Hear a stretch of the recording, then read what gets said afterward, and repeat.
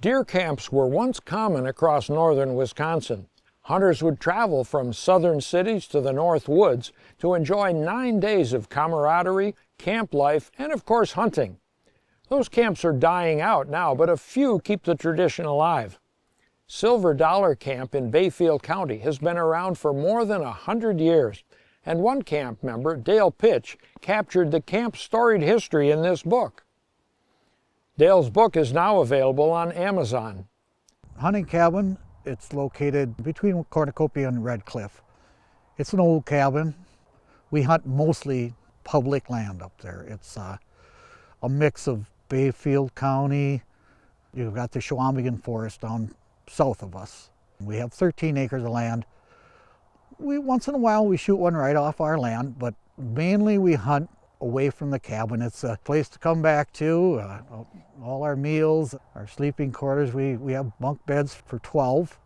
The first time Dale invited me up here, I felt like I went out west and won a lottery. And I have that same feeling every year for 44 years. It's just spiritual. I always tell him, I said, you know, you can go to church and sit in the front row, but you sit out in these beautiful woods, it's like, oh, you're so one-on-one with God and nature, if you believe in that. But I'm as excited to see a deer today as I am 40 years ago. As years go by, we were losing people just because of their age, and then there was some guys that decided to go hunt with other people in different areas. We still maintained a crew of people every year. It's a place where it really teaches you respect for the hunt. The glory of being in that big woods and having a hunting cabin to go to, all of a sudden the stories start being retold. I started hunting up here in 1974. It was interesting because the first year I came up, the only buck we shot, I shot it. It was a nice 10-point buck, so I was enamored by the whole hunting experience, you know. In 1975, we came up and the deer were actually starting to move towards the deer yards, which is their winter area, and it's down along the lake. There was probably more deer in an area than you'd normally see. And we had 15 guys up here, and we ended up shooting 15 bucks by the 9 o'clock on Tuesday morning. You sit around, and then when you get the older people telling the stories about when they were young up here and that's just priceless. The stories just go on and on and on, and maybe they get embellished a little bit over the years, but that just makes more fun storytelling around the table. If you haven't already switched from lead core bullets to copper bullets, why not make this the year you shoot non-toxic ammo? I started shooting copper bullets several years ago, and I'm glad I did. The National Wildlife Federation presented a workshop on non-toxic ammo at the North Bristol Sportsman's Club in Dane County, and it was a real eye-opener. There were many of us involved over the years doing work investigating the relationship between lead, scavenging wildlife, and how that interacts and interplays with our hunting and angling background. And so as biologists, we were interested in the questions of how much lead can there possibly be in a carcass, for example. So we were all doing these programs, but we have to share this on a landscape scale. I badgered them for long enough and said we need to co-lead this program called the North American Non-Lead Partnership and take this information to our fellow hunters so they can make informed decisions as it pertains to wildlife health. We don't support litigation or legislation at the Non-Lead Partnership. We made that clear. What we're selling is a notion of possibility and potential where we as sportsmen and women and hunters retain and carry that conservation ethic by leading as hunters and anglers with the science. Only hunters can solve this problem. If you're going to use lead-based ammunition to shoot an animal, domestic or wild, whose remains become a part of the food chain, that's when there's a potential for lead exposure. And you can disrupt that pathway of potential exposure by either removing the remains from the field or using non-lead. It's that simple.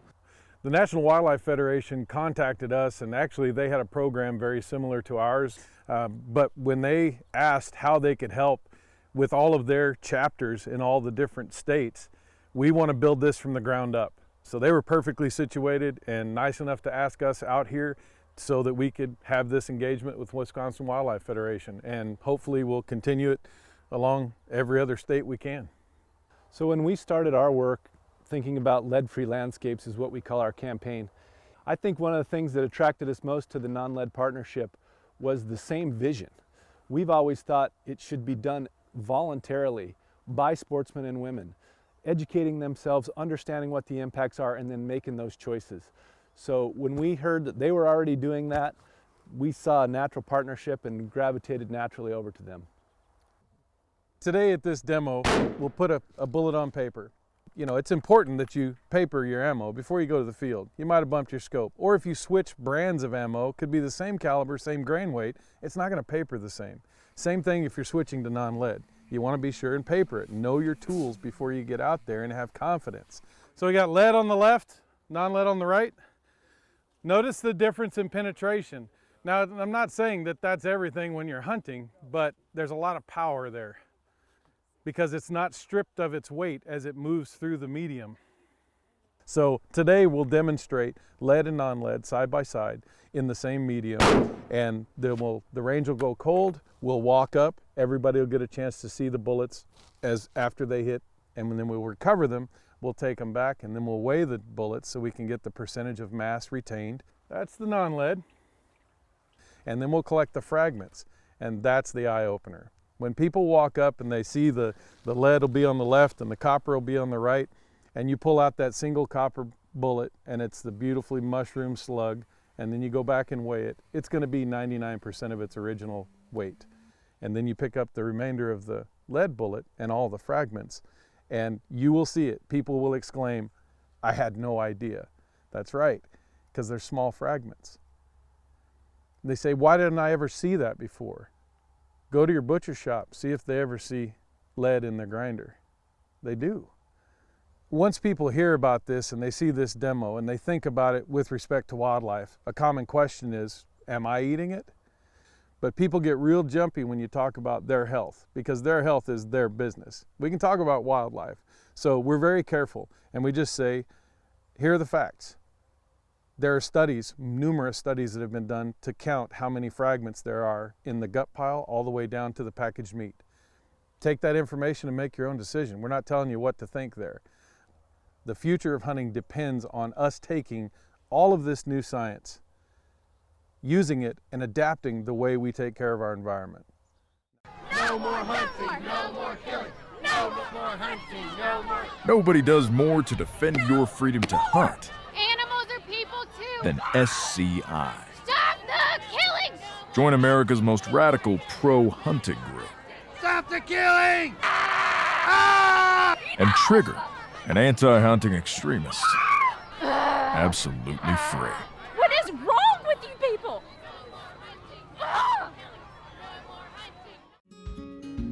At the Wildland Properties team, we don't just list rural properties, we live and breathe them. For over 20 years, we've been top producers in farms, recreational land, and country homes. With backgrounds in conservation and land management, our agents understand your property's natural features and the critical factors that affect value. We guide every client with integrity, care, and a strategy built around their goals. The Wildland Properties team, built on land, backed by experience. Beast Gear, industry leaders in lightweight mobile hunting climbing sticks, tree stands, and accessories. Our patented tree stands are forged from a solid billet of aluminum, creating an ultra-lightweight and efficient mobile hunting system that maximizes portability and durability. Stop watching missed opportunities from a distance.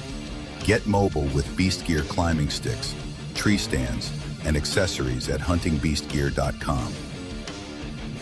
Deer Hunt, Wisconsin is brought to you by SCI Badgerland Chapter, scibadgerland.org, by the Waukesha County Conservation Alliance, the voice of sportsmen's clubs in Waukesha County, Waukesha County Conservation Alliance.org, by Wildland Properties, your local real estate experts, wildlandproperties.firstweber.com, and by Scent Killer Gold, the gold standard, wildlife.com.